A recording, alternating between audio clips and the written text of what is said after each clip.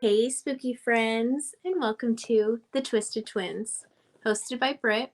And Kay. And on tonight's episode, I want to say this first and foremost, trigger warning. Our stories tonight are a lot.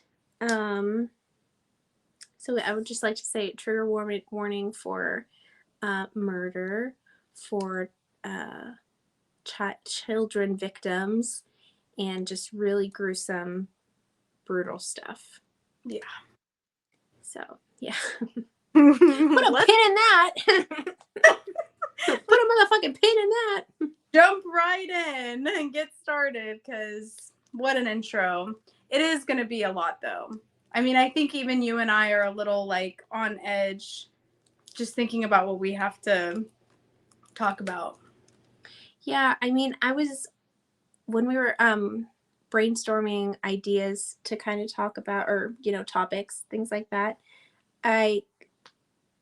we both kind of came to the table with Kayla and I researching and bringing things to each other as just kind of like a brainstorming bowl, if you will. And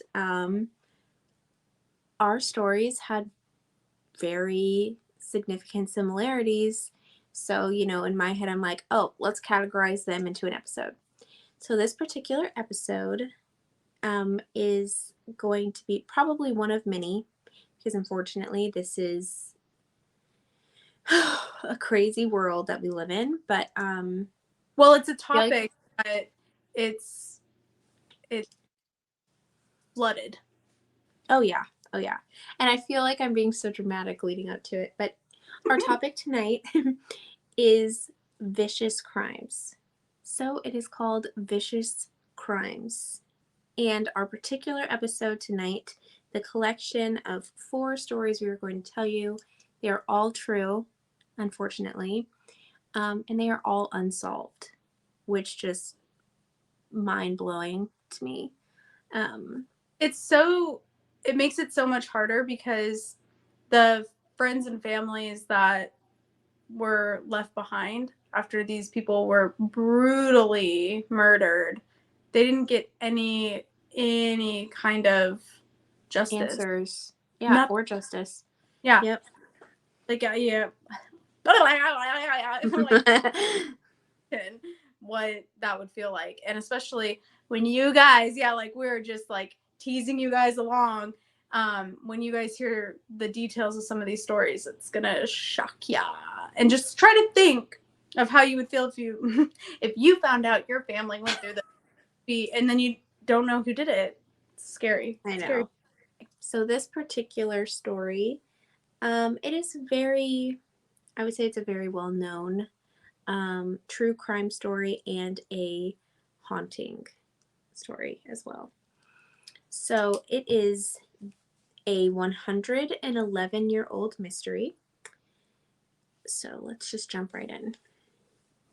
Okay. After a joyous day, sorry. After a joyous day, I said it fucking like that again, of church and of celebration, June 10th, 1912, 6 members of the Moore family and 2 of the children's friends slept soundly in their beds in Villisca, Iowa. So I'm going to start with the 2 adults in the home. Sorry, because there's 8 people total inside. 2 adults, 4 children. Wait, 6 children. Sorry, that math wasn't quite mathing. Okay, so I'm going to start with Josiah Moore and Sarah Moore, the mom and dad, husband and wife. So Josiah Moore, like I said, he was the head of the family. He was a very prominent businessman in Villisca. And his wife, Sarah, she actually was a local church coordinator. She particularly focused on the children's, Sunday school programs, things like that. And she actually coordinated the children's program or celebration that day so on June 10th. Now, Josiah and Sarah were the parents of Herman, 11, Mary Catherine, 10, Arthur, 7, and Boyd, 5. And those are their ages. Just in case you were like, why is she saying numbers? Their ages. Now, the two neighbor girls, they were really good friends of Mary Catherine's and, the family too, because it's a small town and they're all close, So they happen to be neighbors. So these girls, they're sisters, and Lena is 12 and Ina is 8. And so they're having like a sleepover with their beloved friends, the Moore children. So deep breath. It's about to get pretty heavy. You can skip through this story if you'd like.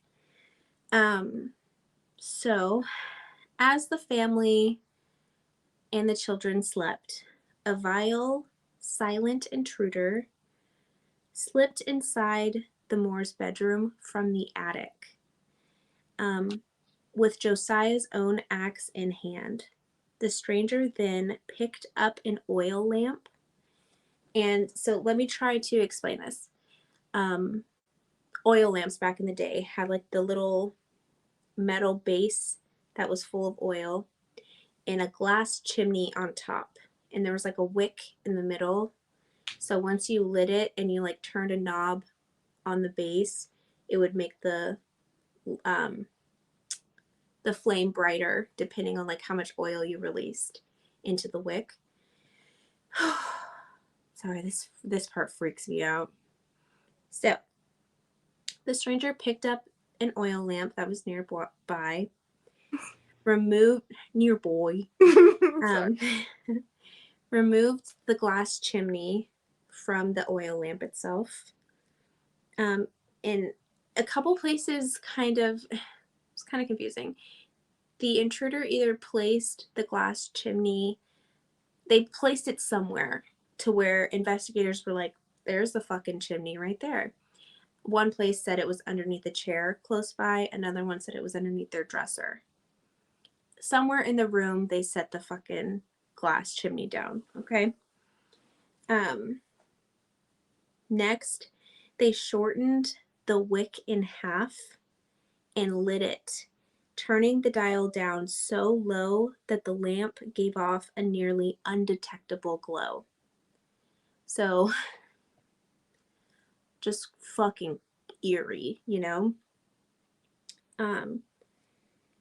So, the intruder then crept into Josiah and Sarah's bedroom, like I said, with the oil lamp and axe in hand. Josiah was the first victim. Now, there's differing accounts on this. Pardon me. Two sources that I found claim Josiah was the only victim in the home to have been killed with the sharp side of the axe, and vice versa with Sarah.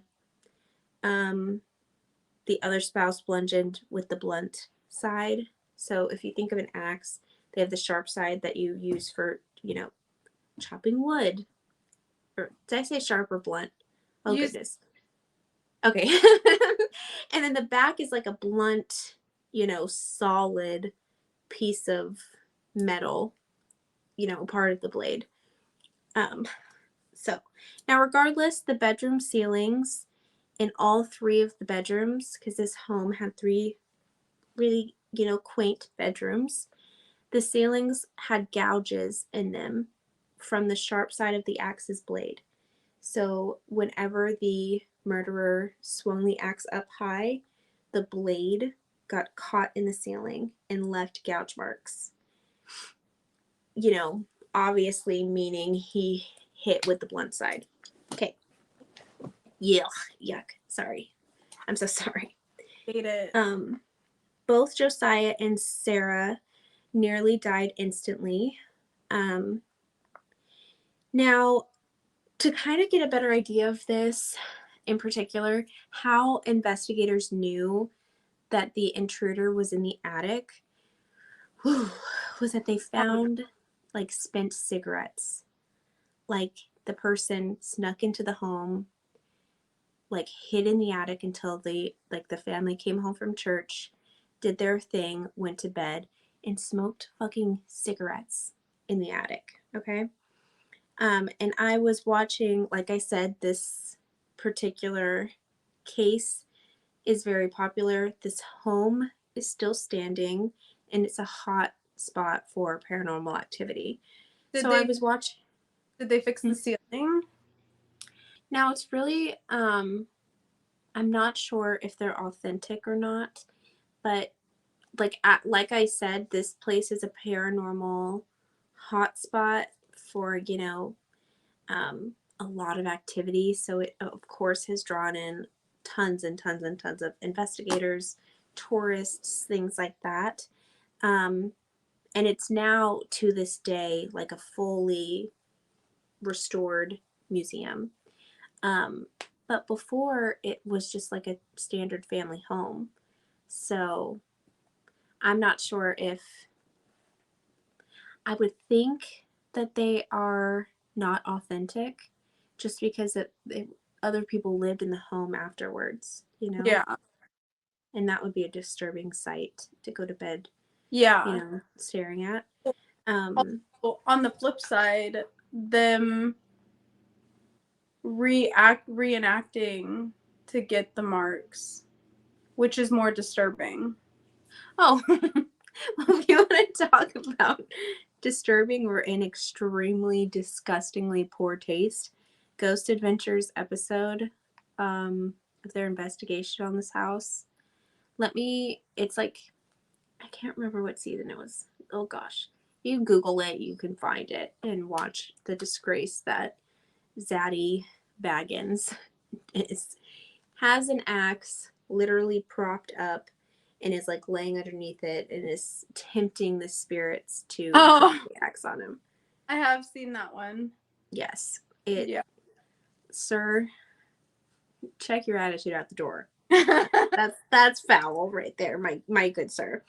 But Ghost Adventures Dead Files has been here, and I'll list at the end of this particular story all of the other people who've been there. This home in particular, so it was built in the mid to late 1800s, and it was a very quaint farmhouse, like very very quaint. So Ghost Adventures had a really good visual aid as far as where Josiah and Sarah's bed was in proximity to the attic door. It literally was so close, Mm. like I within like 2 to 3 feet. I So wonder, it was. church, like, did they ever try to decide a motive? I'll get there. I'll Oh. get there. So once Josiah and Sarah were dead, this heinous monster snuck down the hallway to the Moore children's bedroom. Now, all four of their precious, beautiful children slept in the same bed and bedroom together. And this disgraceful, fucking horrible human killed all four of them while they were sleeping with the blunt end of the axe. Now, after Herman, Mary Catherine, Arthur, and Boyd were all murdered, um, he, she, whatever, this ass wipe of a fucking monster demon quietly made their way downstairs to the room the Stillinger sisters slept. So, like I said, Mary Catherine, the daughter, her really good friends, neighbor girls, sisters, Lena and Ina, um, last name Stillinger, just so we know. It appeared to investigators that Ina passed away instantaneously. Well, unfortunately, Lena seemed to have woken up during the horrendous slaying. Lena actually had a defensive wound on her arm, like she had, tried to protect herself, or, and it was on her arm and on her thigh. Also, this is potential SA, sexual assault warning on a child. Her nightgown was pulled up and her undergarments were removed and missing. So at the time, the coroner declared like no signs of, molestation or sexual assault or anything like that. But this is the early 1900s. Who really knows? That is a disgusting way to find a precious little girl, So, And even if it did happen, it doesn't really make a difference yeah. to, I mean, to her, obviously it does, but to the public. So when it comes to children, I would hope that they would just keep that fucking shut the fuck up about it. I know. And it would have been post-mortem. So that's another. My first thing was when they went into the kids' room was, that's 4 kids. The 3 of them woke up. I know. That was my first thing. And then when you said that she did, that's fucking horrible. Yeah. So, according to the Smithsonian, I used the Smithsonian, I used Britannica, I used a few other biographies of Aliska's own website for research. According to the Smithsonian article, the killer went back through the home and further disfigured the faces and heads of the Moore family members and the young sisters. Josiah, the father, husband, is reported to have had the most brutal attack post-mortem. Around 30-ish times he was hit in his head. Ish.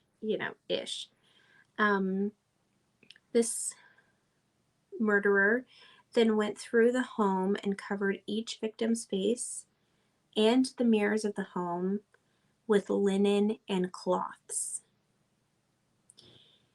The killer was assumed to have stuck around, quote unquote, for a while, with a few very peculiar kind of factoids. First and foremost, a 2-pound slab of bacon was left downstairs, wrapped in a towel with an unknown, potentially, because the thing is since this case is so old, there's so many, like, I don't know if it's necessarily hearsay or if, like, the facts, telephoned.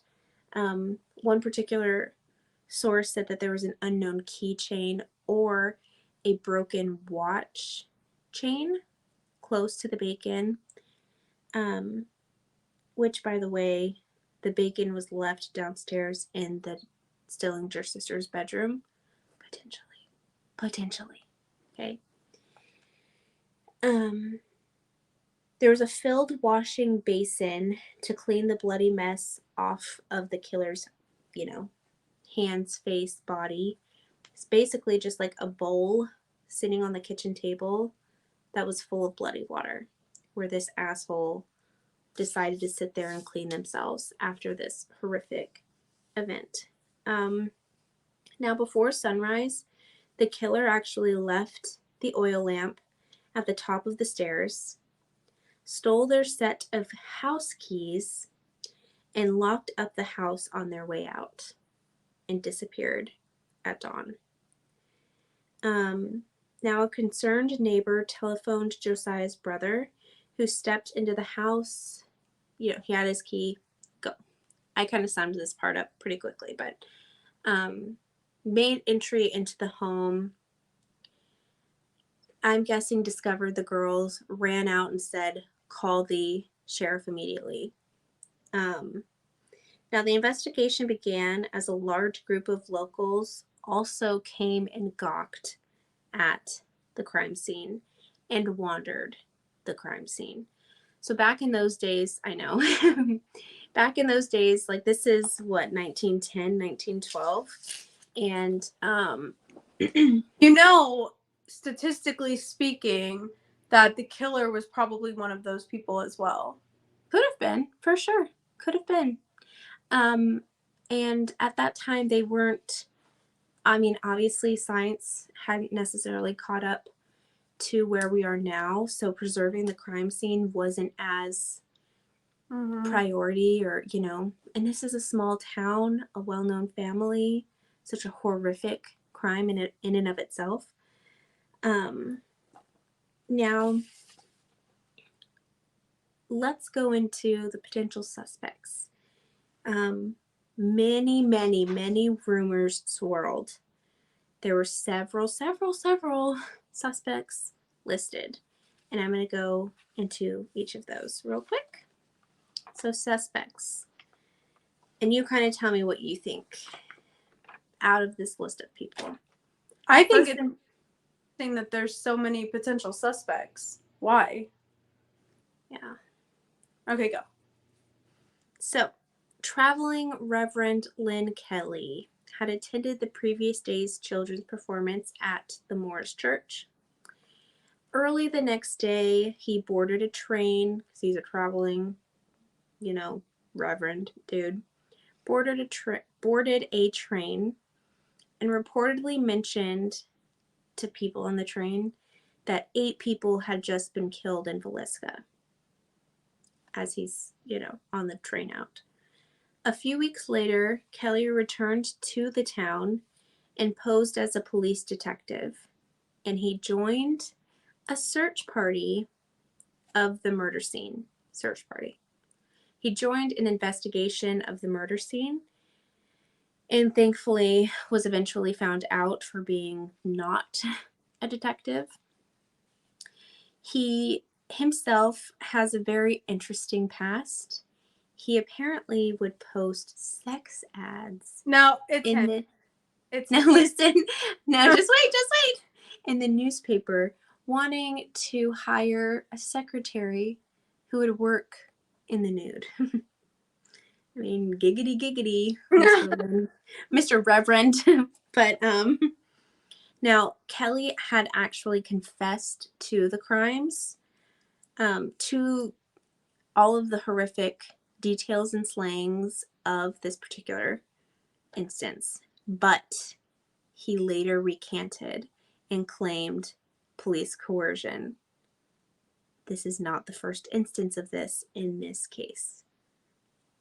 Next up. They wanted to find the suspect. Oh, for sure. I can not understand, but I can see that would happen a lot. Yeah. Yep. So next up, let me clear my throat, sorry. Frank Jones. Now, Frank Jones was an Iowa state senator. Now, Frank and Josiah had a relationship, had a working business relationship, I would say. So Josiah had worked for Frank at his successful store in Villisca for several years.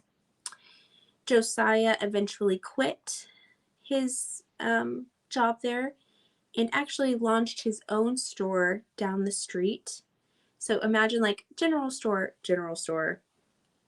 So it was kind of like a rival business.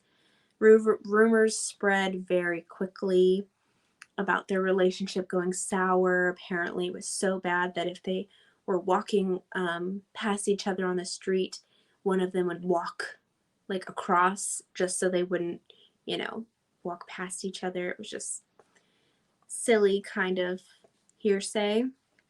Now, rumors spread that this, of course, caused a serious rift on top of rumors of Josiah and Frank's daughter-in-law, Donna, being involved in a hot and heavy affair. Now, Donna herself was known around as, I don't want to say being a loose woman, just that term came to my mind. Being one who was very flirty, and not the most loyal to her. She was young, beautiful. We'll pop a picture of her up. But Frank is tied into the suspects list, not only for his bad relationship, quote unquote, potentially bad relationship with Josiah. See, but hang on, because I mean that gives motive to kill Josiah, but the entire family, the children and the neighbors, that's like the neighbor girls, I mean, in the basement. They were in the basement? So no, they were on the first floor. So there's 2 floors of this house. And basically it's, as far as I can tell from, you know, the pictures of the museum, the episodes, paranormal episodes I've watched, is that the first floor was kind of like the kitchen. You walk through to the sitting area, and then off to the side is the bedroom that the sisters were in. Now you go backtrack a little bit back to the kitchen. There's a staircase up the Moore's children's bedroom, and then short hallway to the parents' room in the attic area. So, as far as I know, that's the layout. Just think of it a very, very quaint home. Yeah, my only thing is, okay, like, you have reason to kill him.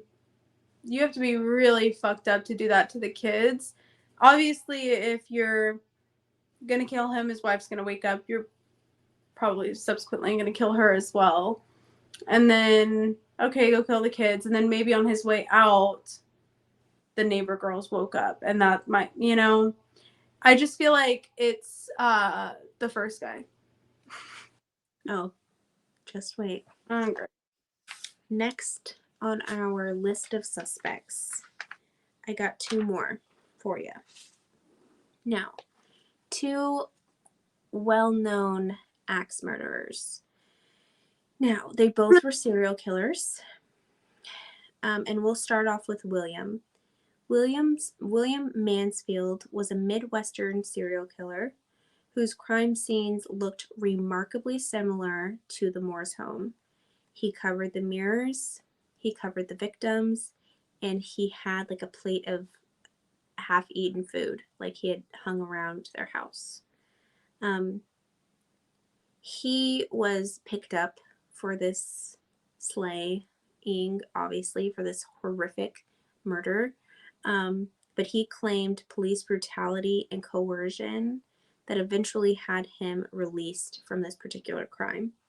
Now, William actually got, like, he sued the police department that picked him up and, like, tried pinning this on him for such horrific brutality and, you know, getting him to confess to this, that when he sued them, he won. Even though he was a known, like, what's it called? Convicted serial killer, he won fucking money because obviously, you know, he had evidence to show that this particular police department, these investigators, did that to him. Right. So I'm just like, oh, like, damn it, you know? Sucks, you know, that they were brutal to this dude, but I'm getting the vibe to me that the extra stuff was a failed attempt at a copycat. well, listen to this. Mm-hmm. The final suspect, I guess, axe murdering serial killer Henry Moore. He had the exact same MO as Mansfield.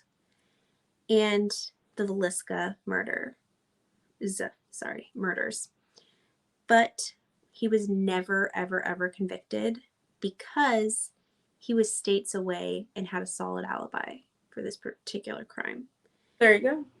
So, I first and foremost, I was like, it has to be one of these serial killers because, I mean, psychologically speaking, they say things like when a victim of homicide is covered, or, you know, like a pillow, it's like a shame or like remorse, not remorse necessarily, but yeah, like a shame kind of thing. Yeah.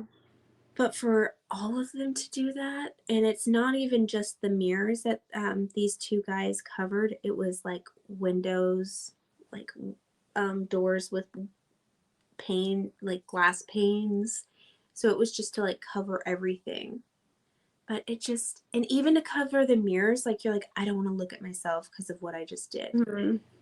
But No, for them to all, I mean, I know I already made my decision that it was the first guy, but that it just keeps leading up to it. Because even though not time, stories move fast, especially in a small town, I think it's very telling that he already knew the amount of victims and that they were brutally murdered and details about that. That kind of gives it away for me. The fact that yeah, he's back in disguise, it all adds up to me. This guy did it. That's yeah, what. I can, like, I'll play devil's advocate and say somebody made up that whole train thing. Oh, it's Somebody possible. made it up.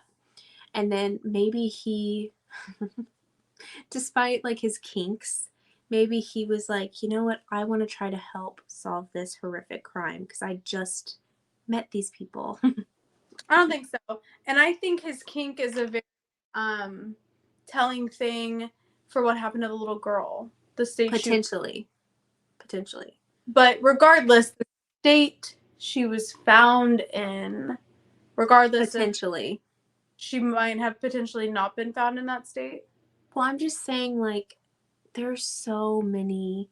Like Josiah was hit with the sharp side. No, Sarah was hit with the sharp side.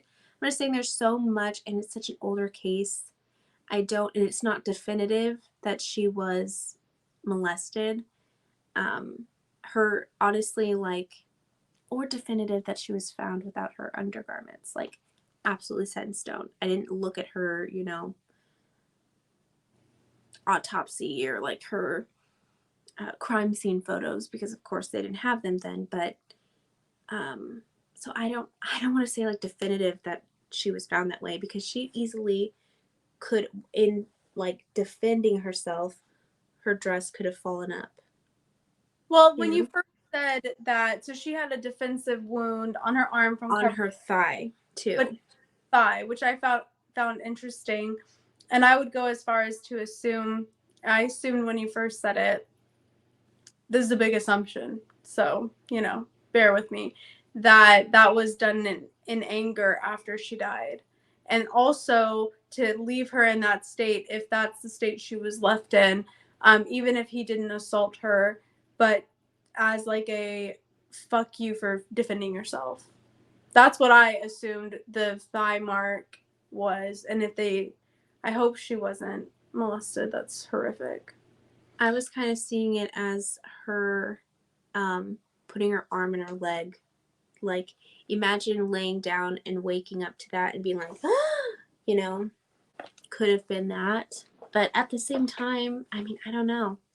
And why go back through, like, how much rage much must you have to go back through and then brutalize all of their faces post-mortem? That's not rage at that point. That's mental. Right. And that shows that either, like the serial killers, but unless the two of their crime, or one, because the other one had an alibi, the other guy's crime scene, did he also disfigure their faces? I didn't see that. That's But a I mean, those two would be a good, you know, episode down the line to look into their mhm. crimes because it was very like I didn't dive Yeah, headfirst into them places, that I was researching, episodes that I was watching, you know, graced over that. yeah. The big suspect that a lot of people hold on to is Reverend Lynn Kelly. So, which I could see, but I don't know. I think he's a phony. I peg him too. I just, I don't know. I would have police brutalized him. I don't know what the right word would be, but But that's it could also have just been like an evil person in the night. I don't know. I don't know That's the thing about this more than horrific. heinous case is that there is no answer. There are no answers. 6 children, 2 adults, all slain with no clear answer to who the fuck did it, which is just awful. Like, this puzzle will never be solved definitively, you know? Now, like I said, the house itself, since the 90s, has been completely restored and turned into a tourable museum. Um, and it's just, I mean, even looking at the pictures, it makes me like sick to my tummy, sick to my stomach. Just it makes me feel uneasy. Yeah. Like I said, it's a site for many a paranormal investigation. Discovery Plus actually has, if you search Villisca Murder House, um, loads of episodes from different shows will pop up, like Ghost Adventures, Dead Files, Ghost Hunters, Destination Fear. The list goes on. Um, Now, the main hauntings in this house, people do say that it has such a heavy feeling in the home. I'm sure. Um, and you can hear disembodied footsteps, voices, see apparitions, shadow people, heavy energy, negativity, children laughing and playing, um, things like that, which is just, At that point, yeah, it's like you definitely don't want to hear um, any intelligent spirits in that place. You definitely want to assume that they have moved on and that they're in a better place. But just imagine the residual energy. oh my You know, gosh, I know. how suffocating that must feel like. Yeah. Yep. And it just, a lot of like, um, Ghost Adventures and Dead Files, for instance, their episodes were like, the killer is still here. Like, the killer is still here with the family, and they're trapped, and da da da da. And like, Lena and Ina are still here too. And it's just like, gosh, like, instead of, and I feel like I say this a lot, instead of exploiting this horrific, horrendous, disgusting crime and murder of all 8 of these people, why don't you try to figure out a way to clear it, to Mhm. move these people on, and to, you know, I don't know, I'm alfalfaing over here, Did, but did Amy Allen not try to clear it? um she, which is also, she had like named who she thought the suspect was, Who? Kelly, and the owner, the current owner now, or I don't know if he's the owner or if he's like the groundskeeper. I'm not. Mm. I'm pretty sure he's the owner. He also believes that it was Kelly as well. I think that one, it just checks out as unfortunate, and you don't want to think that, and you want to think the best, and he did that. Um, no, I think if he wanted to be a part of the investigation, he would have came back as a reverend. That's what I think. Yeah. I think he had very ill intentions, and there could always be some truth to it.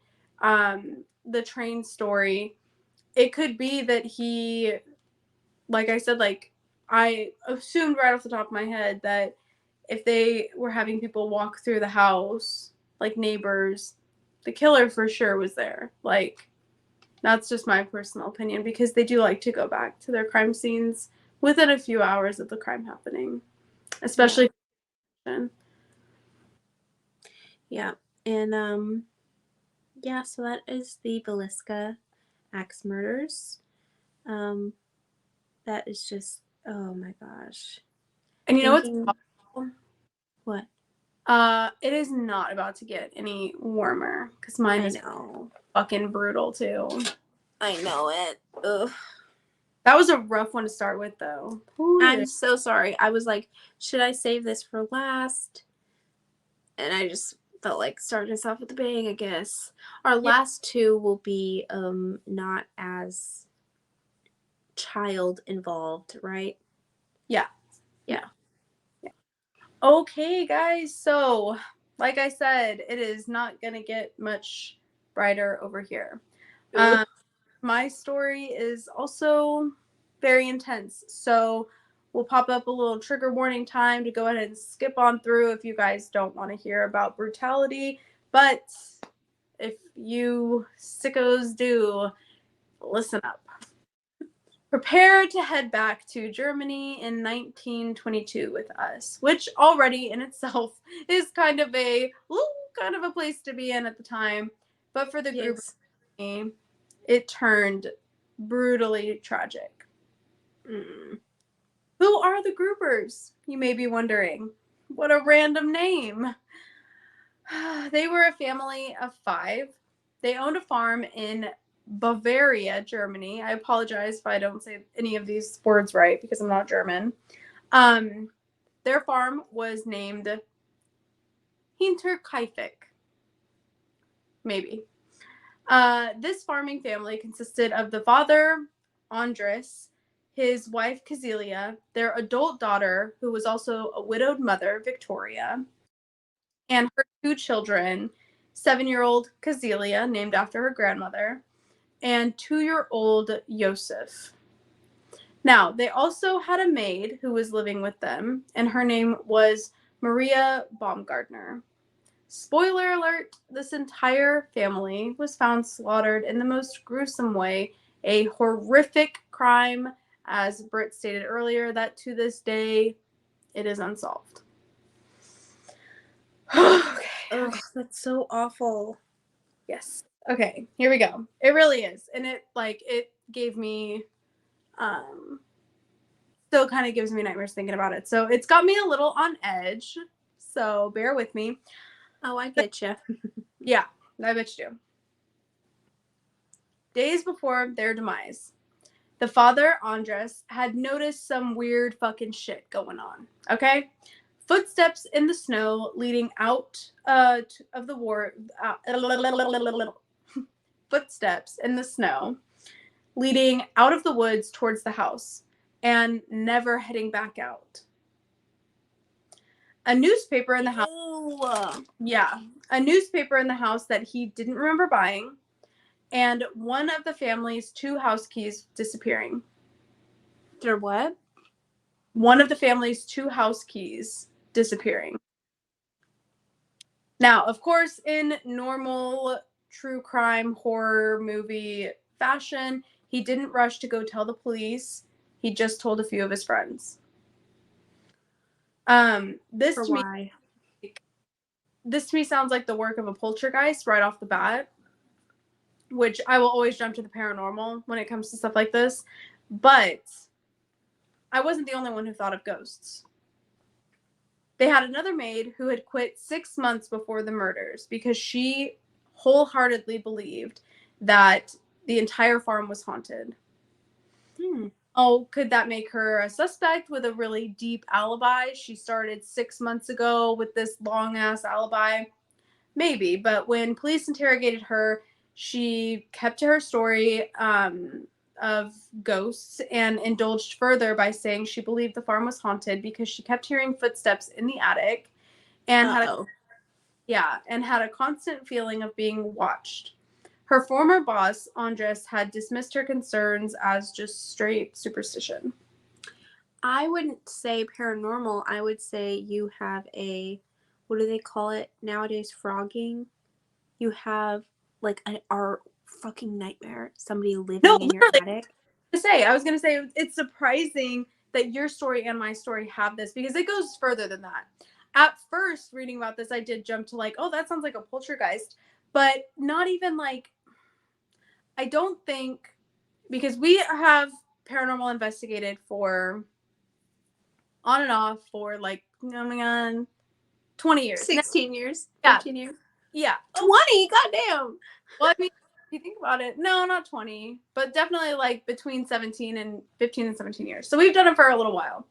And we've come into contact on very, very, very rare occasions with something that I would classify as non-human or demon. We've kind of talked about that in our past episodes. But as far as a standard spirit causing like killing you, that's just not something that I believe is possible. I don't think spirits can kill you. But I think that they are not like in a godly way, all knowing, but I think that they know certain things when you die. And I think that if things are being moved and things are happening, and the maid 6 months prior is aware of certain things, and she also thinks that it's haunted, I think it might be like someone trying to give someone a sign that something's happening. Okay, I don't think murdered by a poltergeist. I just think that some of the things moving around and things like that happening could be. But since then, maybe not. Uh-oh. I'm jumping ahead and I'm jumping all over, so let me just like go back. Let's go back to the week of this horrific murder crime scene. 7-year-old Kazalia was absent from school on April 1st. And in the following days, their community noticed that they had missed church, which Victoria sang in the choir, so it was very unlike them to miss church. When 7-year-old Kazalia missed school again, coupled with a large stack of mail piling up at the post office, a search party was created very quickly. Now, I will say that their farm is out a little bit. It's not right in town. So, no one's like seeing them exit the house every single day. You know, it's a farm. It's further out. So I think it's really, I don't know. The search party was created right away. It's just like, yeah. Anyway, so on April 4th, the search party, which was led by Lawrence Schlittenbauer, a neighboring farmer who had previously had a relationship with the widowed mother Victoria, led this search party. That seems a little suspicious, right? Stay tuned. The search party at the farm, and the details of what they found is not for the faint of heart. And I am giving a massive trigger warning because it is truly fucked up. 4 bodies were found in the barn covered in hay. That was the body of the grandmother, Kazalia. She had had her skull cracked from multiple blows to the head, as well as signs of strangulation. Young 7-year-old Kazalia had her jaw shattered, and her face and neck were covered with gaping circular wounds. Kazalia's mother, the widow, Victoria, also had her skull shattered. Her head showed 9 star-shaped wounds, What? and the right side of her face had been hit with a blunt object. The father, Andres, had blood caked all over his face. Also noted, his face was described as shredded, with his cheekbones sticking out of his ragged flesh. Okay, so how did they surmise this to be an axe murder? Wait for it. Okay. Now, that was just the first 4 bodies that they found in the barn. Also covered. Now, the new maid, Maria, whose first day on the job was the day she was murdered. Oh, God. Yes. And 2-year-old Yosef were found outside of the farmhouse. Maria had been covered in her sheets, and sweet baby Yosef, was covered in one of his mother's dresses. The 2 of them appeared to have died quickly after a number of blows to their heads and faces. The tool used in the murder was likely a mattock, a pickaxe-like tool used for digging, although it was never found. All of the victims most likely died instantly, with the exception of 7-year-old Kazalia. No.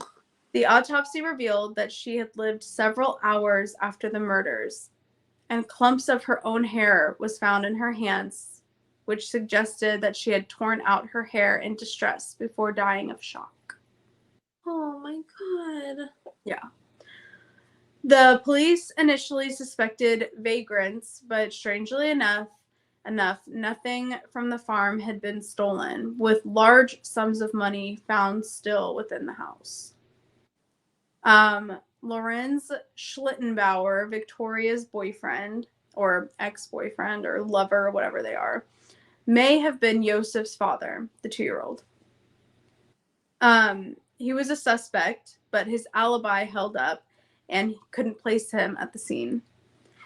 What I find really wild is that Lorenz and Victoria had planned to get married until her father, Andres, interfered and the relationship ended. Schlittenbauer, why did I fucking put his last name there? Lorenz. Lorenz eventually married someone else, and then they had a child who died in infancy. Oh. Yeah, I'm sorry.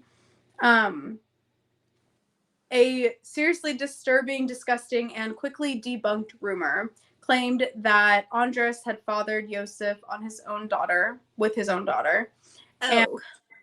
And he had killed the whole family before turning the axe on himself. Andres's openness for incest and abuse were frequently discussed in the neighboring town, supposedly.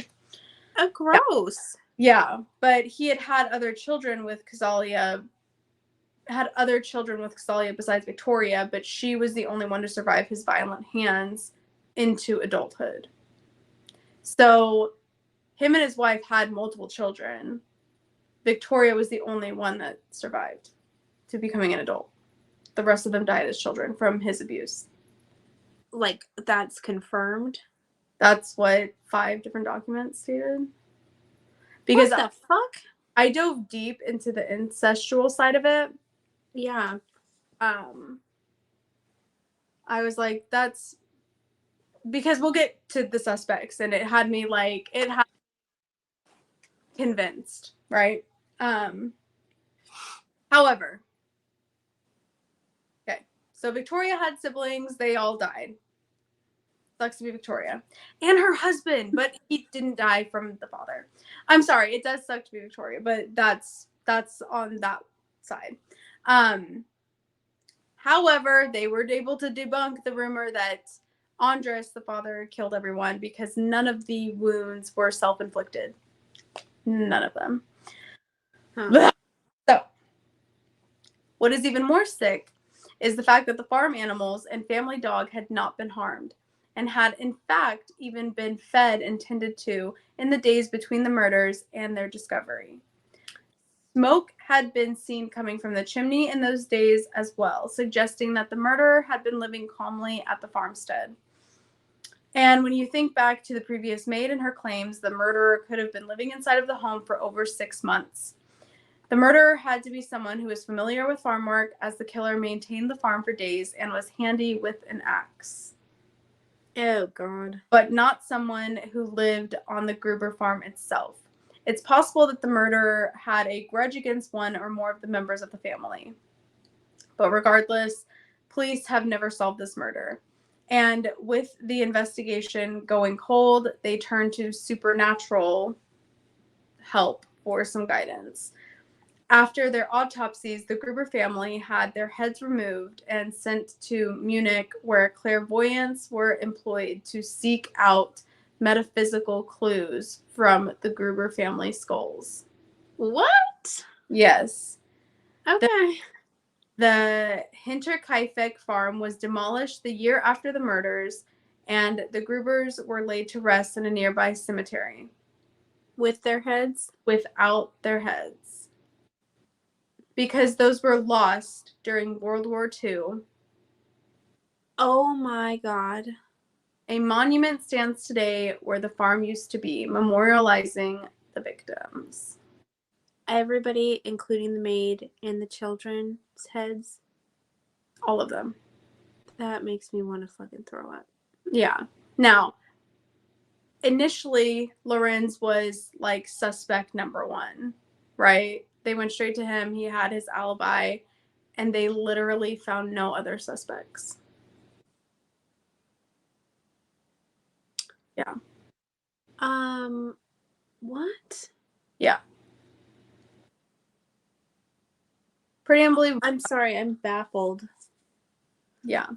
It is as, like, just as awful as you could imagine. And I don't think it's necessarily like a lack of like a lack in the police side of it. I think it was Germany in the 1920s, and like, what in the fuck? Do you think, like, is there any rumors as far as, like, I don't know. The thing that's got me like twisted, the thing that gets me fucked up when I think about it is, okay, and it does bring me back to like a poltergeist or even further supernatural thing. Although I want to disagree because I don't truly believe that that could be possible, but it brings me back there because yes, the keys were missing. Yes, the footsteps were heard in the attic. Yes, the newspaper was there. The footsteps outside in the snow. This dude or woman may have been hiding or living in this attic for 6 months or more or whatever. Only one time did they find a set of footprints heading only into the house, not outside of the house. Ugh. Yeah. And there was never, like, the search party didn't find the, like, if he's tending to the farm afterwards, how many days is he staying? And they saw smoke leading there up until they got there. So when did he dip out? Did he see the townsfolk coming and just dip out and then they just didn't see his footprints? It's all very eerie, and it left the police baffled. There was no DNA. There was nothing left. And from what I heard, there was no signs of anyone living in the attic. So, like, how your story had cigarette butts all over the attic, there was nothing. Ugh. Yeah. And he covered all of them too. He what? He covered all of them too. Which I don't. And they think it was one killer. Mm-hmm.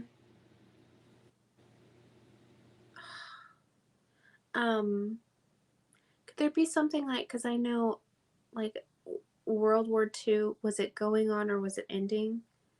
Well, World War I had just ended, and it was, you know, A what, good amount of time before World War II. 440, yeah. So, I don't know. That's, my mind was like some sort of like a family annihilation, assassination type thing. But I don't know. I mean, Victoria's late husband, he died in World War I. Oh. That's how she was a widow. Now, I didn't get the year he died during the war, but I no, I don't think it had anything to do. I don't think it was like a planned murder. So that is the unsolved, horrific Hinterfeigtig Gruber family murders in So Germany. what's your opinion? What do you think happened to them? I don't know. I go back and forth. Like, you want to think that, I don't know, honestly. I think that it's possible that it was something paranormal, even if it was like other dimension. I don't know. Just because of the weirdness with the instant disappearance, you know? That's what's got me hung up is this fool fucking stayed at the farm with the dead bodies there, tending to the fucking animals and cooking his fucking food. And no footprints are anywhere, so he didn't leave the house. And no one else saw him, although they do live further out. I mean, they still have fucking neighbors. No one saw this guy. He was able to live in their attic for 6 months, going completely unnoticed. The only time that they found footsteps was one time. It's just, this has got to be either the best, most elusive fucking serial killer, or it's the maid, the original one, or I don't know. I don't know. I think that if somebody was in that home for so long, then they would have a crawl space to hide. I don't know, but I also don't think that they, like, say they tended to the animals and they're like, you know what, I've been here for, 2 or 3 days. I need to get going. They light a fire so it still has that appearance and they make their getaway to where it's like maybe it snows. Maybe there's no snow on the ground, so they're a lot like their footsteps aren't being traced. There's like a way around it. I don't know. Ugh. Yeah, it's gross. No matter what it is. And the problem is so many, like the psychic thing, That sounds weird. and they're still buried without their heads. Yeah, I don't know. They got so screwed all the way around. Yeah. And the ones that like it just is so heartbreaking for 7-year-old little baby girl and 2-year-old Yosef. It's just awful. I know that just makes me want to throw up. Oh. Yeah, and then when I think about the state she was in and how long she was alive, I oh like my gosh. like the fact that she had ripped her own hair out. I just like, and for that to be like that person to just be there with her, but she was alive for hours after she watched her entire family be brutally murdered. Ugh, Yeah, so sad. horrible. Anyways, I'm gonna pass it on back to you. Okay. Mine is a very well known, has its own nursery rhyme, hint, hint. Let me grab my notes, excuse me. Most of us, if not all of us, have heard this rhyme. Lizzie Borden took an axe, gave her mother 40 whacks. When she saw what she had done, she gave her father 41. We are talking about Lizzie Borden, 1860s, baby. Such beautiful, creative children that came up with that horrifying, disgusting crap. Like, y'all, relax, relax, relax, relax. Okay, so August 4th, 1892. Beautiful sunny day in the bustling Fall River, Massachusetts business area of town.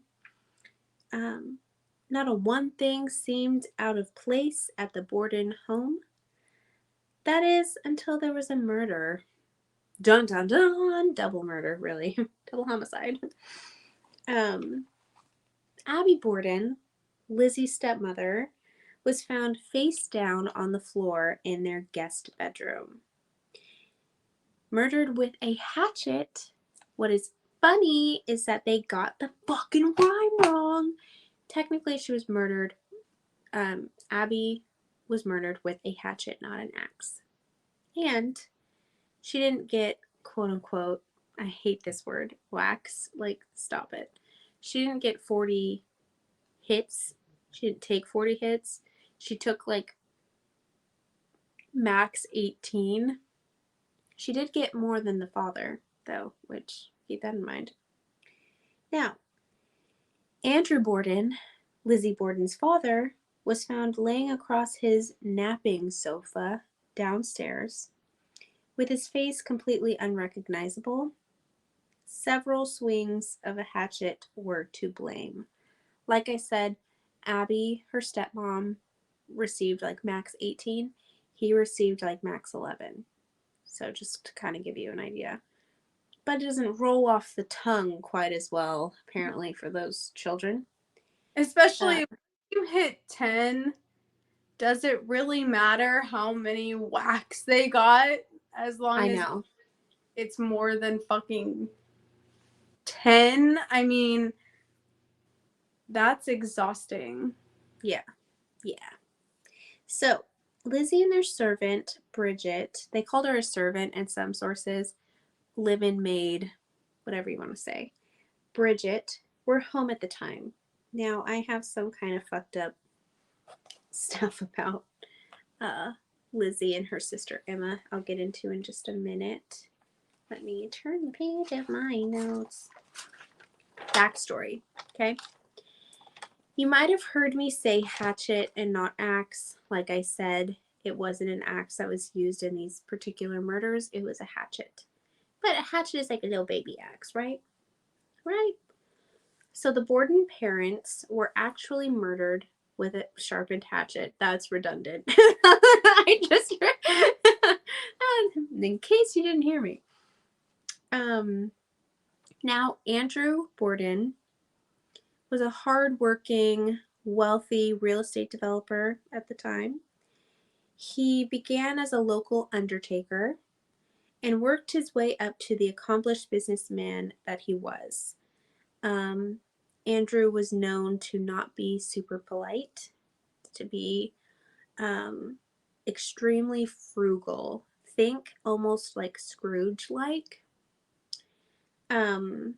Apparently, when he worked as an undertaker, just to like, this is lack of a better word, to cut cost, if he was putting somebody in a coffin and they didn't fit in this particular size coffin, he would cut off their feet to make them fit so that he didn't have to pay for like a new coffin to be created for said victim.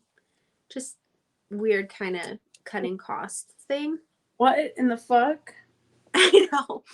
And in their house, for instance, so this man's is so extremely successful, and they're living in like this kind, I don't want to say mediocre because it's a good size home, beautiful home.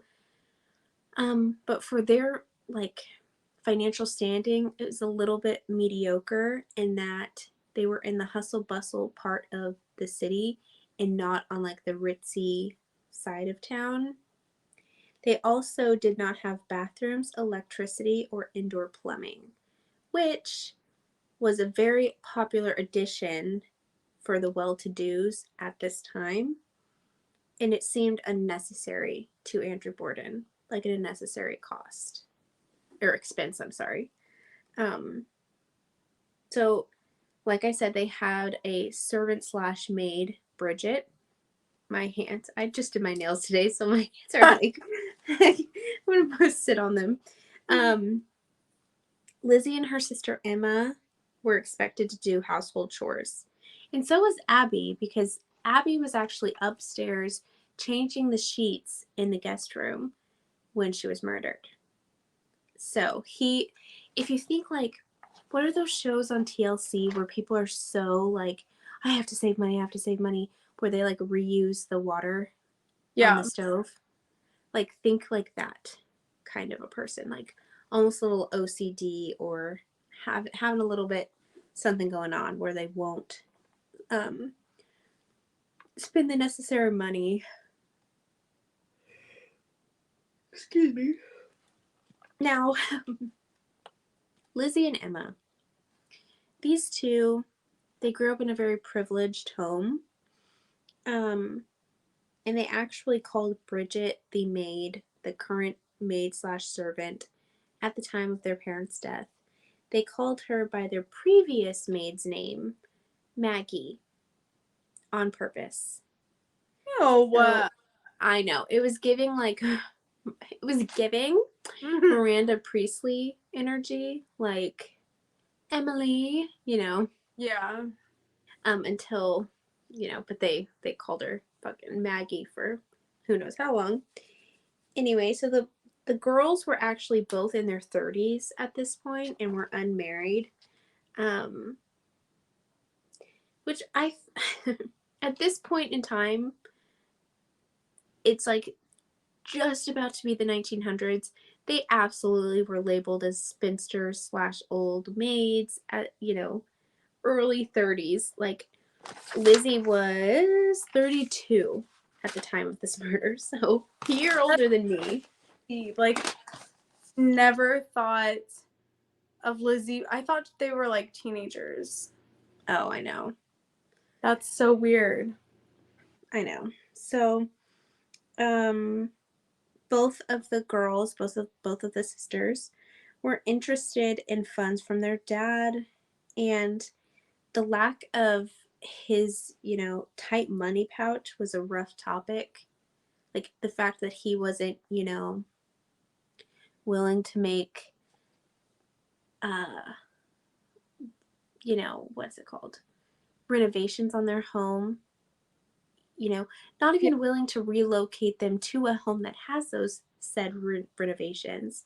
It was just a really tricky topic, the girls with their father, obviously. Now, I do want to point out that Lizzie herself wasn't just some spoiled brat. She wasn't just, like Veruca Salt in Charlie and the Chocolate Factory. She was actually a well recognized and beloved before this instance Sunday school teacher at the church that they attended. She really adored charity work and fundraising for local causes. Sure, like she wanted the high life. She wanted a higher society man, potentially. But she also really wanted to give back to her community. And I think that that's important to note, especially in this particular case, because it wasn't all about, you know, Daddy doesn't give me money. It Yeah. wasn't like that. It was like But cutting the feet off of dead people. I know. It I was know. Daddy's horrible. Yep. Anyway. So she also loved nice things and she loved beautiful clothes.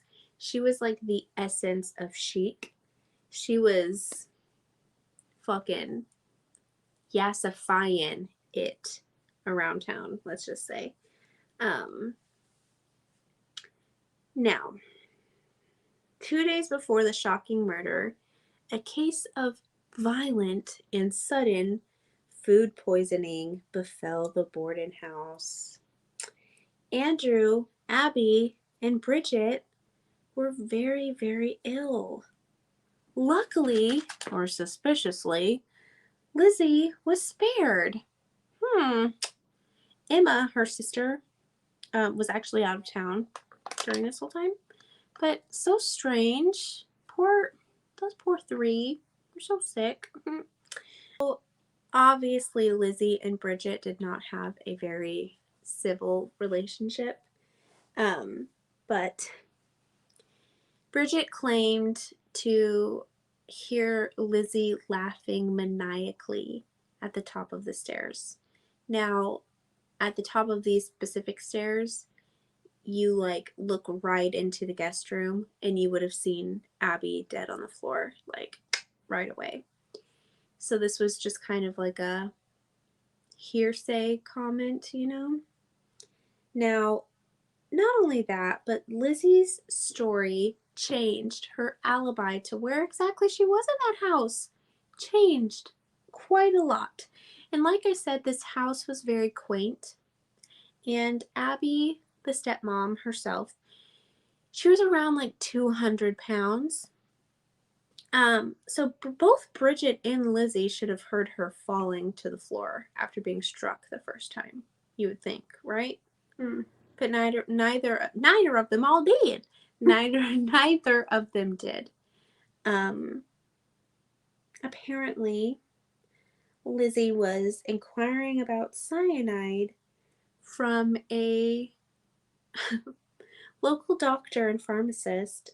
Unfortunately, this was 2 days prior to her parents' death. It's a little suspicious. Lizzie was also telling her close friend that she felt like something bad was coming. Something really terrible is going to happen. I just can feel it. And she was telling this to Alice. Remember that name, okay? Now, I'm kind of jumping the gun there. Alice, not only is Bridget I heard Lizzie laughing maniacally, Lizzie wasn't where she said she was.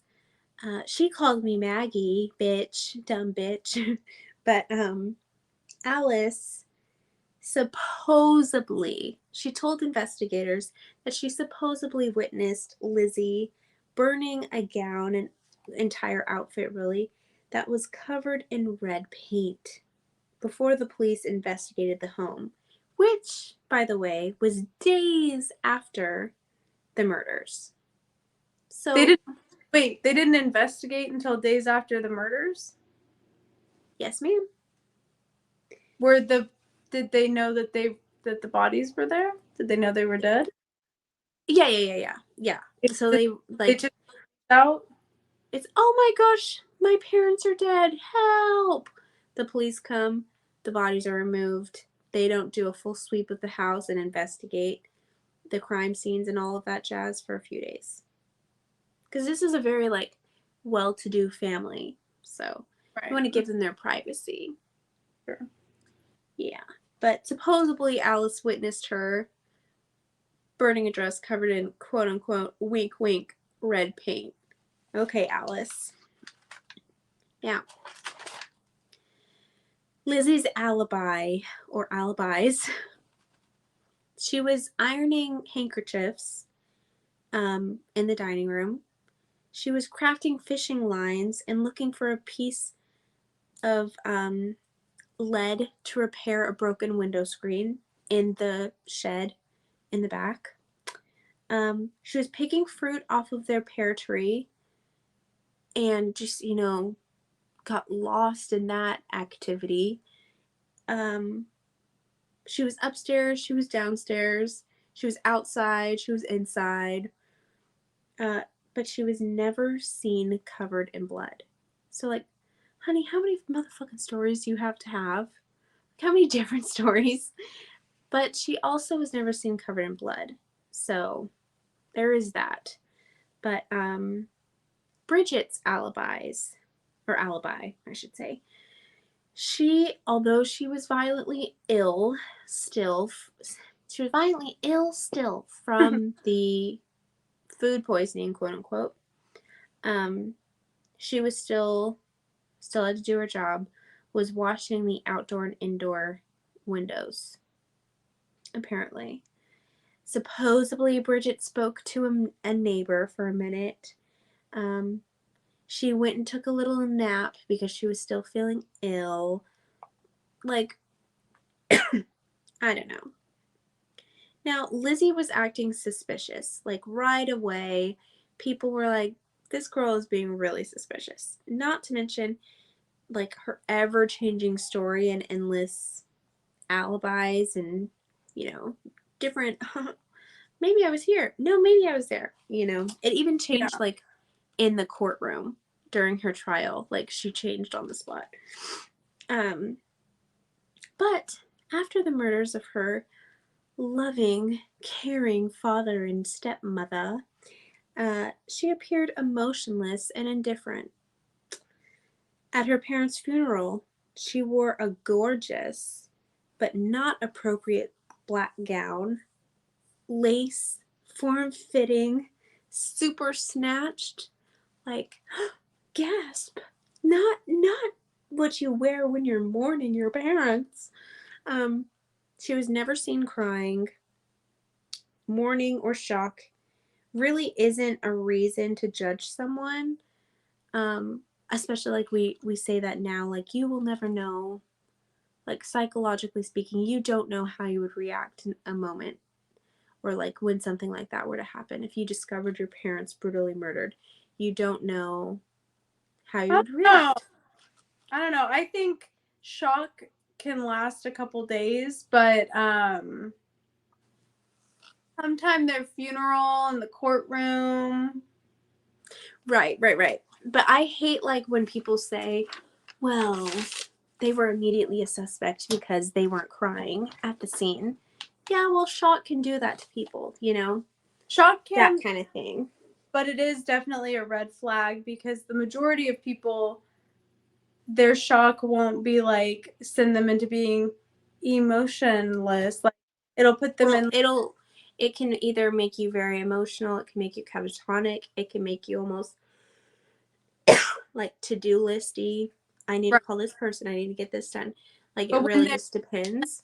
nonchalant, like you're like, um, they're like, I mean, they were hit with an axe 18 times, and you're like, ooh, like Yeah. bums. Like, but do I still get the life insurance? Like, that's where it's like, okay, you're not remorseful at all. I don't know Right. how she acted. I wasn't there. I'm just. Right. So Lizzie and Emma, their biological mother, she had died when they were younger. Her brother, so their biological uncle, John Morris, was a brief suspect, sorry. So he had about a mile long alibi to clear him, which, okay. But he was actually staying at the house um, when the murders occurred. Now, Wait, what? yeah. So And he his wasn't. alibi, huh? He wasn't violently ill. No. Hmm. Yeah. So his alibi, like I said, was a mile long and had way too much fucking detail, but no one saw him.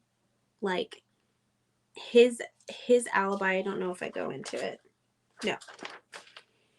His alibi, like he had left that morning to go somewhere. He took a specific trolley or a train, and he spoke to this many people, and he knew like this specific name and these people's names and the number on the trolley and da da da, like had so many details. But it was like, why the fuck do you have that many details? In my head, I'm like, okay, you're collecting all that data, and then you're gonna jump off the little bus, trolley, train thing and double back to complete this murder. Not to mention, this is your ex brother in law's home. You don't know nook and crannies to hide in, especially if um, Lizzie's like, no, police, you can't investigate the house. And then the police leave, and she's like, Uncle John, come out. So, I don't know. Just something to keep in mind. Yeah. Now, 7 days after her parents' deaths and murders, Lizzie was arrested, and a trial was set, and she was held in jail um, for about a month until trial. Now, family whispers about her involvement.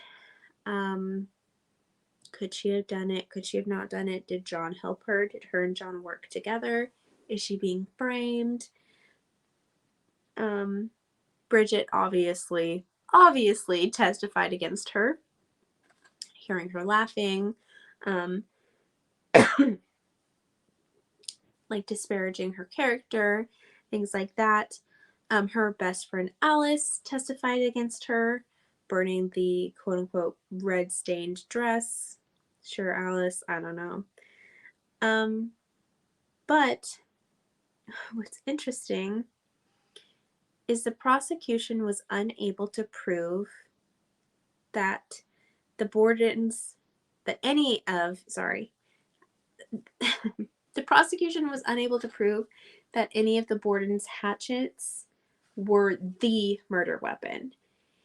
Now, how they did this was a lot like your case, Kay. They took the heads of both Abby and Andrew, sent them somewhere after their funeral, which, by the way, were open casket. Yes. Now, say, like, Andrew's face is like from here over is just demolished. They like propped his head like this. So you would see like the not so demolished side. Gross, right?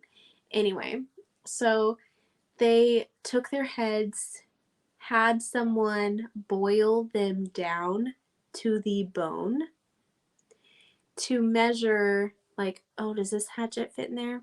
Nope, that one doesn't fit. Does this one fit in there? oh, are we sure it's a hatchet and not this? Oh, nope. So this was like a part of like their evidence building for the case, right? Well, it came to conclusion that none of the Borden's hatchets could be the weapon because none of them had blood on them. What? That's so crazy. It's not like someone could wipe that fucking blood off, but of course, back in the day they couldn't do like luminol testing or, testing a specific object for, well, this actually does have trace amounts of blood. So anyway, Mm-hmm. the testimonies themselves didn't hold any solid evidence. It was just a whole lot of hearsay. Another argument was that this crime and the brutality of it all was a man's crime, quote unquote. Could never be a woman. Could never be. Like, okay, 1800s, fucking chill. Women can be just as violent as men. Like Let me misogyny. say it again. I know. Women can be just as violent as men. And it's like, okay. Have her be a little wolf in sheep's clothing. All right. At the end of the trial, though, Lizzie was acquitted. The judge is quoted saying that Lizzie was most likely guilty, but it wasn't proven without a doubt because of the lack of evidence, because it being a man's crime, da-da-da-da-da. So, long story short, Lizzie and Emma inherited their father's estate and moved to that ritzy side of town that they'd always wanted. Huh? That of course they did. Mm-hmm. And over the years, the sisters remained unmarried, high society pariahs, and eventually had a pretty bad falling out. Now, Lizzie changed her name to Lizbeth, thinking that that would kind of thwart some of the awful behaviors she received from her community. And that was actually, my name's not Lizzie, it's Lizbeth. Like, okay, same fucking thing. Why don't you just call yourself like Bridget or Maggie? Like, completely change it, lady. Now, she was, up until she died, she was a pariah to her community, like I said. She was a charitable donator, but anonymously, because it wasn't until she died when people like reviewed her financial statements where they were like, oh my gosh, she's been, she is one of the highest charitable donors that we have, but she did it anonymously because of, her status and reputation, I should say. So when Lizzie died, her and her sister had been estranged for years at this point, and her sister actually died the following week in June 1927. And this entire murder of their parents is unsolved to this day. Wow. Yeah. That's crazy. What in the heck? Like, I wonder what else could have gone on and like, how did her biological mom die? I think it was, I'm sorry, I'm going to move my notes. I think it was just illness. It wasn't anything crazy. Huh? Like the dad didn't do anything? No, but he remarried quickly. Girls had called their stepmom mother for a long time, and then they had like a huge argument. Long story short, huge argument about like a financial situation, and after that they would call her Mrs. Borden. They wouldn't call her like mother or Abby. Okay, Mrs. Borden. But I'm also like, okay, these high society daughters of yours, Emma was very like to herself, not, a little introverted, a little I don't want to say like socially awkward, but would not mind living in a nice home to herself. Now, Lizzie was the one who liked nice things, nice clothes, going to events, plays, parties, all of this stuff, while also giving away to charity. But these your two daughters, they're in their 30s and they're still not married. Why didn't they get married? I don't know. I I I don't know. I think there's a bigger picture there that we'll probably never know. Yeah. I mean, we will never know. Um, but I also I'm not completely convinced that she's guilty. Well, I who did think, it? in my opinion, there's a few suspects. So Andrew himself was like, I told you, he was not a polite man. He was a very wealthy businessman, but he had enemies, you know? I think it could have been like Mr. or Miss Enemy. I think it could have been Lizzie. I think it could have been Lizzie and her uncle. I think it could have been Bridget. I, Bridget? I think no matter who did it, Lizzie knew that there was like a hit on her parents. That's what I think. I think that no matter who did it, whether she did it herself, then of course she knew it was going to happen. If it was her uncle, he was like, "You're going to get all the money, you and Emma. Make sure Emma's out of the house." And if it was Bridget, then that was like something that they decided together. Like but then Bridget was against her, so I don't think it was Bridget. I think it could have been Bridget, but it was an easy way to be like, it's Lizzie. Just because you're sitting here. But another, like, not loophole, what's the word? Plot hole that I don't understand is they say like she was um emotionless when like the police came. But at the time her doctor came to the house and gave her like a large dose of morphine to like simmer down. And so that's like one of the reasons why her doctor was like, that's why her story keeps changing, because she doesn't remember. She was very, very like loaded on morphine Mm-hmm. to help with her grief. So I'm like, was she grieving? Is this still all hearsay because of the whole like Lizzie Borden of it? Right. I don't Interesting. know. It's a shame we'll never know. Yes, it's a mystery. Yeah. I will say that there is uh, a TV show and a movie that I recommend. I'm pretty sure it's on Lifetime. Don't judge me, but it stars Christina Ricci as Lizzie Borden, and it was a really good watch. Really good watch. People also labeled her, which I thought this was kind of fucked up. So she was unmarried. We know that. She was the suspect for her parents' deaths. But they also um, kind of labeled her as a lesbian.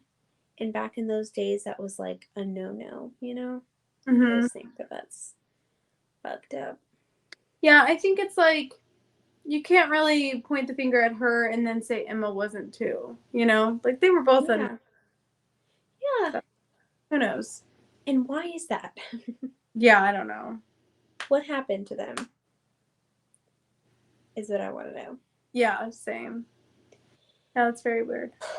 So that is my final story for Vicious Crimes. Last one up is you, Sissy. Yes, thank you. Thank you very much. So, my second story, the unsolved crazy mortars. Mortars.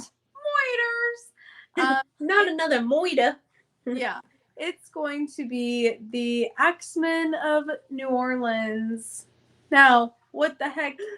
The Axemen of New Orleans. I am here to tell you guys, so buckle up for safety because here we go. This boy. of terror in the streets of New Orleans in 1918. These Primarily, are all. yeah, I know. I noticed that too. Very interesting. Yeah. But when you think about this was also unsolved. So we had a theme of unsolved axe murders for this episode. So I think if an axe murder happened today, I think it'd be solved. Solvable. Solvable. Yeah. It Yeah. would being solved, But Yeah. anyway, so yes. All right. So New Orleans, 1918. Primarily targeted Italians. Yes. Made this a very odd serial killer. Oh, jeez. Yeah. The first reported victims didn't actually die. They were grocery store owners, Louis Bessumer and his mistress, Harriet. Oh, shit. Yeah. They were attacked in the store on March 13th, 1918, and both miraculously survived. But strangely enough, this is like so odd. It's not. Lewis attempted to murder Harriet later down the road and was arrested and charged, but we're just gonna breeze right past that for the time being, okay? And we're never. Okay. Yeah, I don't know about that.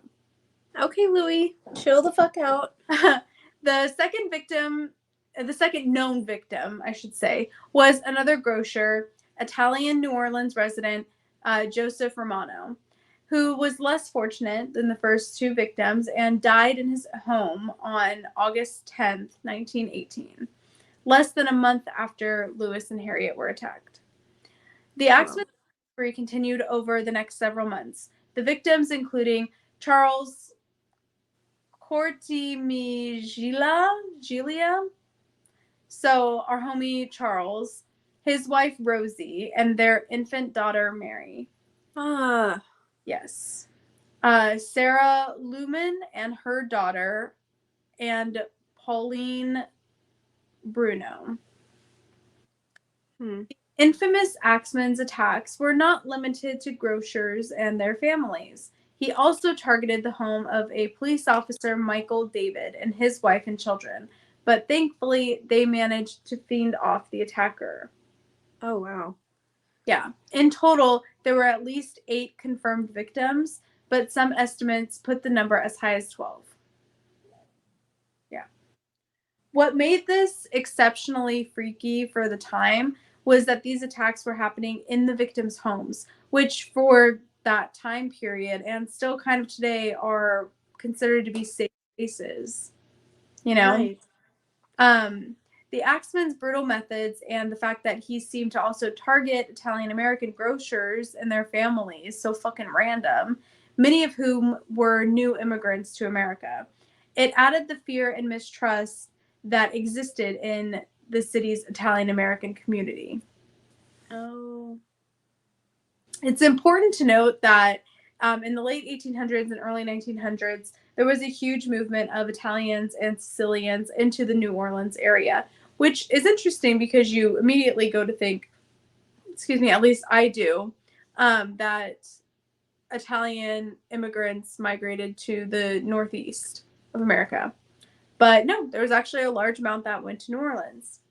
An area in the French Quarter eventually became unofficially known as Little Palomero after the Sicilian capital because so many families opened up shops to sell their food and wares in that area of the French Quarter.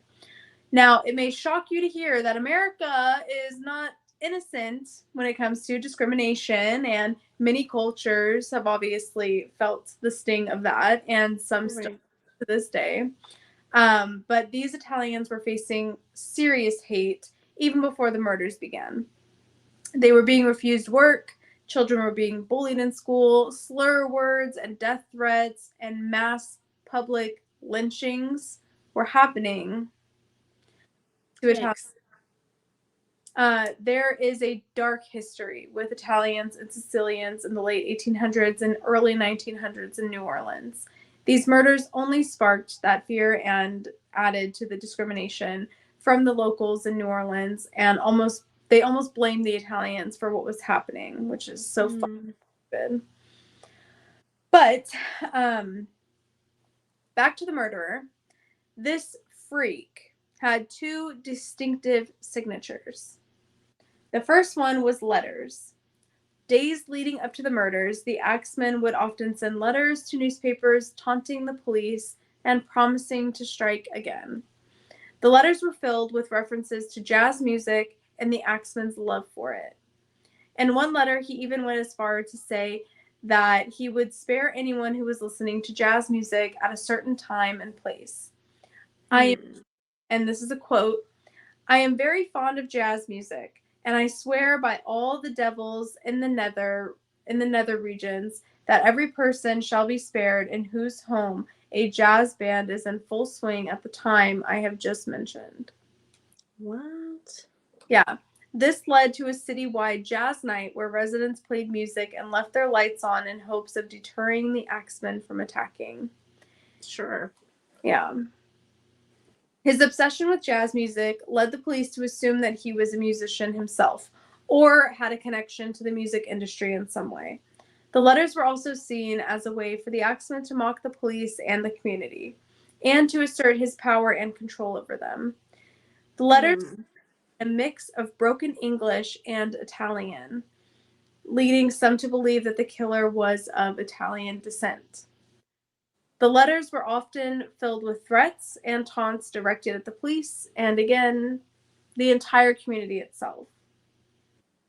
That's so crazy. Yeah. Another letter wrote, "I am not a human, I am a spirit. I can come in the fog, I can come in the rain, I can come in the night when you're asleep and watch you as you dream." Ew. Yeah. The second signature at most of the crime scenes was the axe that he left, which was used as his weapon of choice. Despite the extensive investigations and crushing pressure from the public to solve and catch this fool, the police were never able to identify the Axeman or arrest any suspects. The police conducted door-to-door interviews, searched for suspects, and checked alibis of potential suspects and followed up on leads and tips from the public.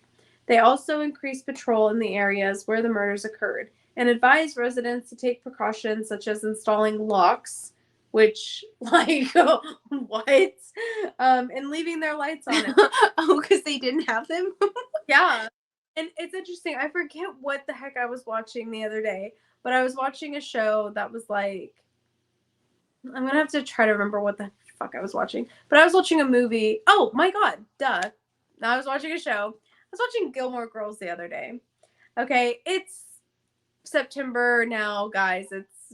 I'm in full swing. Okay. It's Gilmore Girl time. Anyways, so the grandmother, Emily Gilmore, was shutting her front door, and I literally like zoomed in and there was no lock on it. Now, obviously, this is a set, it's a fucking show, whatever, but they live in this like huge, extravagant mansion home.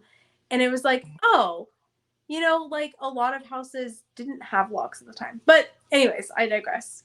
Lock your fucking door. Anyways, Right. So, eventually, the police also set up a special task force specifically to investigate the Axeman murders. The task force was led by New Orleans Police Chief Dave Hennessy, who had a reputation for being tough on crime. The task force worked closely with the recently established FBI, but despite their best efforts, there was just not enough physical evidence left because DNA research was not what it is today. And he was careful to leave no fingerprints or DNA at the crime scene. The weapon he used was often left behind, making it difficult to trace. So they were unable to make any arrests or identify any suspects to this day. And he just stopped? Yeah. What the fuck? What I think happened, or is like a possibility of what happened, was maybe he got drafted. Maybe he died. Usually that happens, like this was 1918, so you're kind of in between wars, but it's possible that he was still drafted into World War One. But yeah, it's odd. And like, why attack Italian grocers specifically? Now, not all of his victims were, but a large amount of them. Right. And already New Orleans has such a funky history with just crazy shit happening and crazy murders. I mean, right now I even spoke this was a while ago, a few months ago. I met someone at work and he's from New Orleans. And I like, because I am just me, I was like, oh, like where all the vampires are. And he was like, yeah. And I was like, well, tell me about it. Like, what did you experience? Like, is it really what everyone says? Like, all the vampires are in New Orleans? And he was like, yeah. During like the witching hour, you do not go on certain streets because they're literally like dressed like old school vampires. They have their teeth shaved down. They attack people. They have their own nightclubs where they like go and act like vampires. And he's like, it is very much like what you think it is. And I find that interesting because there's been so many like slasher type murders that have happened in New Orleans for a very long time and that are unsolved. Yeah. I don't know. So I don't necessarily have an idea of a good suspect for this.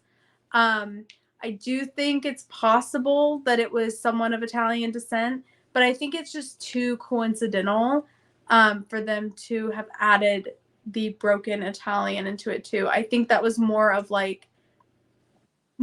additional like fuck you from the murderer to the Italian community. Yeah. Yeah. Oh geez. Um I had heard about the axe murder of New Orleans, um, Nolans from American Horror Story Coven, because he's in that one, and I love the actor who plays him. He's so spooky. But I was like, oh my gosh, because he did the same thing in the show where he was like, I will not kill people in the home that plays jazz music. Like, he was big about that, but I don't know. That's just trippy that it's real, you know? It is. Yeah. Um yeah. And it's unsolved. Never gonna figure it out. Never gonna know. And the fact that he fucking left the like just pour salt in the wound. He's gonna leave the murder weapon there. It's just icky. Just icky. And like this is kind of, I mean, we always talk about spooky stuff. We always talk about something twisted, whether it's something spiritual, whether it's a true crime thing, whether it's murders involved, hauntings involved, whatever it is. But like true crime and unsolved, it just hits different. It's such a different vibe than what we're used to. And if you guys like or dislike this little vibe, let us know, because like I said, like this is it's kind of the same, but it's a little different. We're not talking about how some of these locations might be haunted, although you did touch on that a little bit. It's a little different than what we're used to. Oh, yeah. Yeah. But it was really exciting to research. Wild. Yeah. Oh, and just knowing, I mean, both of, even, I didn't say this before, Lizzie Borden's house is open to the public. It's like a B&B. Yeah. Where you can like go and stay the night. Like you can go and stay the night there. Plus they do like ghost tours and things like that. It's a museum type sitch. But it apparently is also very haunted. I also didn't mention this. A theory of why she was not covered in blood was that she killed them in the nude.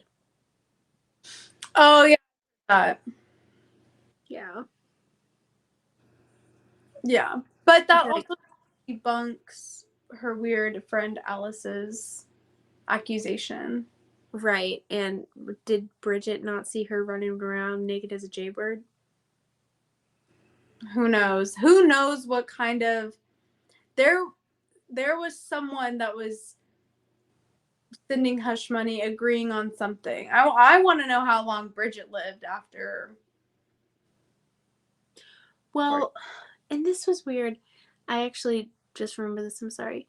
Um, one of the podcasts I listened to, they had said on her deathbed that she had like deathbed confession that she was covering up for Lizzie during her trial and like didn't tell all the information.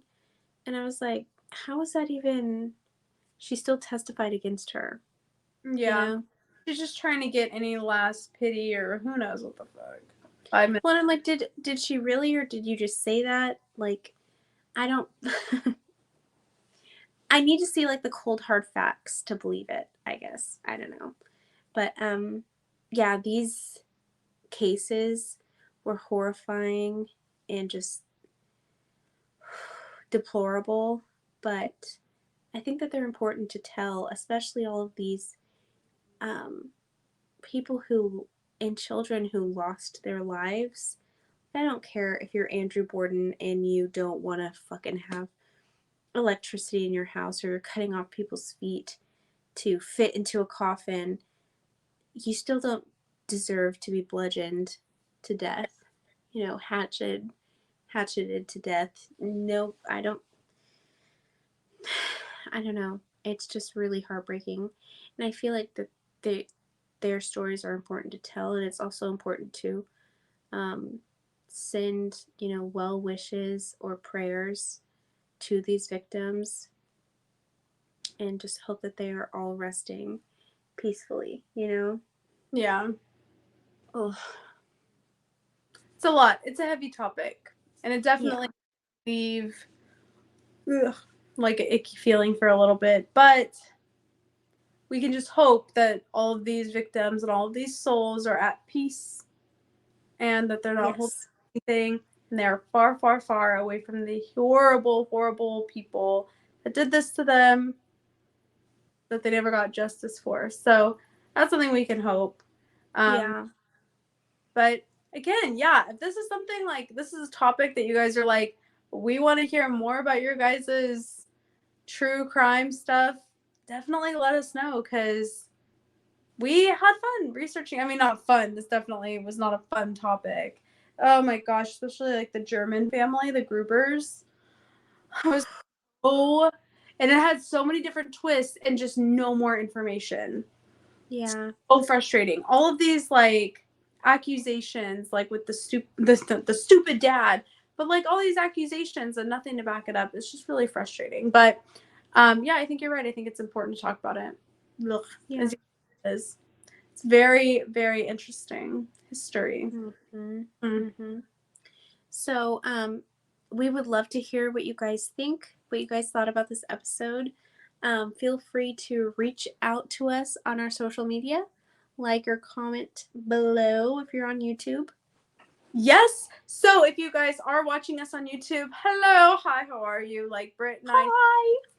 comment, like, subscribe. If you're not on YouTube, our YouTube is the Twisted Twins podcast. If you guys want more of the Twisted Twins, go ahead and check us out on Instagram or TikTok at the Twisted Twins podcast. Let us know what you guys think about this stuff. If you guys have anything you want to add, if you have theories about any of the murderers and these stories, freaking let us know for sure. If you have any Yes.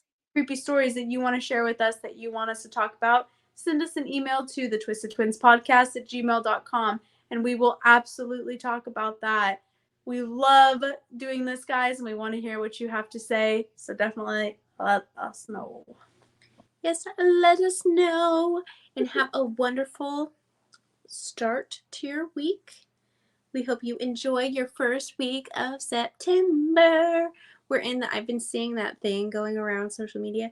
We're in the burr months. Yes. I'm like, oh, the basic bitch in me is happy. Time. But Yeah. yeah, we hope you guys take care and stay twisted. See you Bye. later.